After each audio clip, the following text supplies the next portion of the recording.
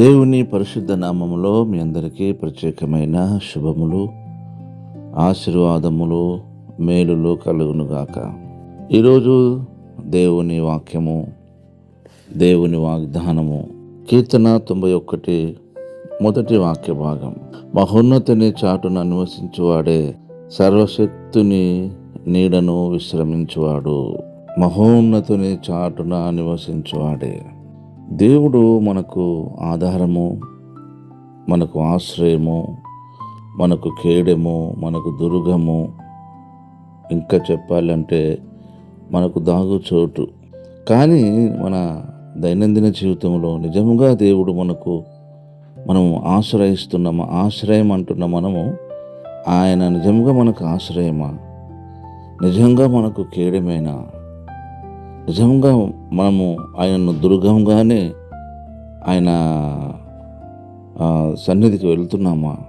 ఈ విషయాలన్నీ మనం జాగ్రత్తగా, క్షుణ్ణంగా, సీరియస్గా చెప్పుకోవాలి. మహోన్నతుని చాటున నివసించటం, మనం కనబడడం కాకుండా మన జీవితంలో ఆ దేవాది దేవుణ్ణి చూపించడం. మన ఆలోచనలు, మన పద్ధతులు, మన అభిప్రాయాలు, మన ఇష్టాలు వీటన్నిటినీ చేసుకుంటూ మేము ప్రభుని నమ్మినాం, మేము ప్రభుని విశ్వసించినాం అంటే ఎలా అది సబబు అవుతుంది? మనం ప్రతి విషయాన్ని వాక్యపు కోణంలో చూడాలి. ప్రతి సందర్భాన్ని, ప్రతి అవసరత విషయంలో దేవుని వాక్యం కోణంలో చూడాలి. మనము మనుషులం కనుక ఈ లోకంలో ఎన్నో పరిస్థితుల మధ్యలో ఉంటాం. బాధ కలిగితే బాధపడతాం, సంతోషం కలిగితే ఆనందిస్తాం. ఇది కామన్ పీపుల్ యొక్క సిస్టమ్, మన సిస్టమ్ కాదు. మనకు బాధ కలిగినా బాధపడొద్దు, భయం కలిగినా భయపడకుండా ఉండాలి. దేవుని బట్టి భయపడకుండా ఉండాలి, దేవుని బట్టి ధైర్యం తెచ్చుకోవాలి. మన ఆత్మీయ జీవితంలో మనకున్న కొదువలో, కొరతలో, మనకున్న అవసరతలలో కూడా బాధపడకుండా ఆ విషయంలో దేవుని వాక్యం ఏం చెప్తుందో ఆ కోణంలో చూడాలి. మనలో బాధ పెట్టినా దేవుని వాక్యం కోణంలోనే చూడాలి. మీరు గమనించండి, మీ ఆత్మీయ జీవితంలో ఎలా ఉన్నారు? దేవుని మహోన్నతమైన చాటున నివసించే వారమేనా? సర్వశక్తిని నీడను మనం విశ్రమిస్తున్నామా? ఒకసారి ఆలోచించాలి.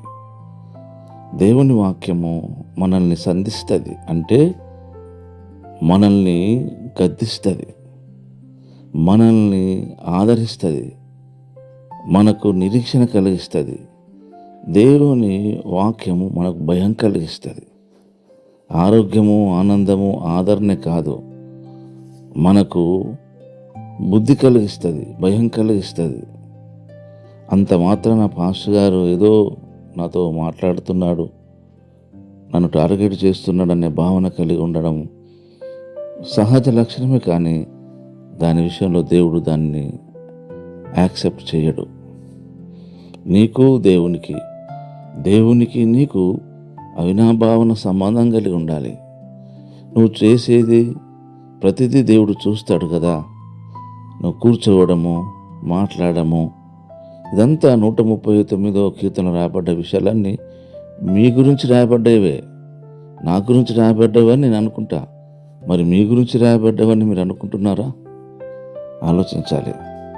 కనుక దేవునికి నీ ఇంటెన్షన్ తెలుసు, నీ అభిప్రాయం తెలుసు, నీ ఉద్దేశం తెలుసు, నీ పాపము తెలుసు, నీ మంచితనము తెలుసు, నీ నిజాయితీ తెలుసు, నీ దోషము తెలుసు. తెలియదన్నట్టుగా ఉండడమే భక్తిహీనత. కనుక మన ఆత్మీయ జీవితము ఎంతో విలువైనది, ఎంతో ప్రాముఖ్యమైనది, ఎంతో క్షేమము మేలుకరమైనది. ఎందుకంటే సాక్షాత్తు మనము దేవాది దేవునితోనే మన డీల్, మన సంబంధం. కనుక మరి అలాంటప్పుడు మన జీవితము ఎటుపోతుందో అని బాధపడమా? లేదా ఎటుపోయినా సరే నా దేవుని దృష్టిలో, నా దేవుని హస్తంలో నేను ఉన్నానన్న భావన కలిగి ఉండడమా? ఒకసారి మీరే ఆలోచించుకొని సమాధానం కలిగి ఉండండి. మనకు తెలియకపోవచ్చు మన భవిష్యత్తు, కానీ మనల్ని పిలిచిన దేవునికి, మన నిమిత్తమై మన పక్షమున సిలువలో మరణించి తిరిగి లేచిన దేవునికి తెలుసు. మనం పుట్టకమునిపే కదా మన గురించి అంతా తెలిసినవాడు. దావీదు గారు అంటాడు, నా కాలగతులు నీ వశంలో ఉన్నవి అన్నాడు. అంటే మంచి జరిగితేనే దేవుడు, ఒకవేళ మంచి జరగకపోతే దేవుడు కాదన్నట్ట.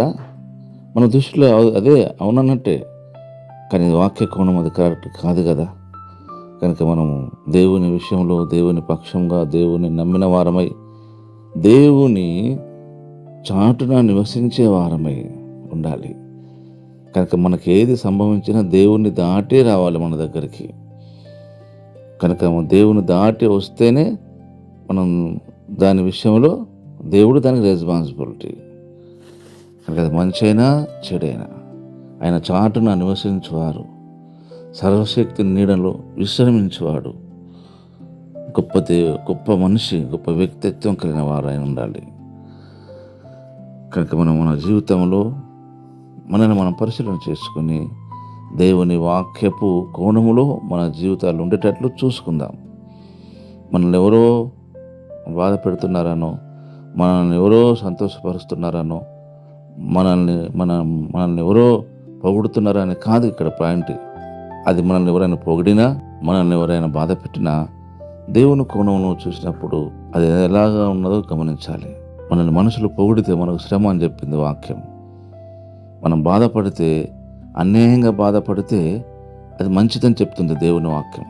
అలా దేవుని వాక్యం కోణంలో చూసుకొని మనం దేవునిలో మనం ఒక కమిట్మెంట్ కలిగి ఉన్నప్పుడు నిజంగా దేవుడు సంతోషిస్తాడు, ఆనందిస్తాడు. కనుక మనం ఎలాగున్నామో వాక్యము వెలుగులో పరిశీలన చేసుకొని మనం ప్రభుకు అప్పగించుకుందాం. అలాంటి కృప ప్రభు మనందరికీ అనుగ్రహించును గాక. పరిశుద్ధుడైన తండ్రి, ఇది నా వాక్యముకై స్తోత్రం. ప్రతి దానిని నీ వాక్యం కోణంలో చూసుకొని, అవును వాక్యం ఇలా చెప్తుందని మమ్మల్ని మేము సరిదిద్దుకొని సరిచేసుకొని దేవా నీ కొరకు నమ్మకస్తులుగా ఉంటకు సహాయపడమని యేసు నామములోనే ప్రార్థించడం తండ్రి. ఆమేన్.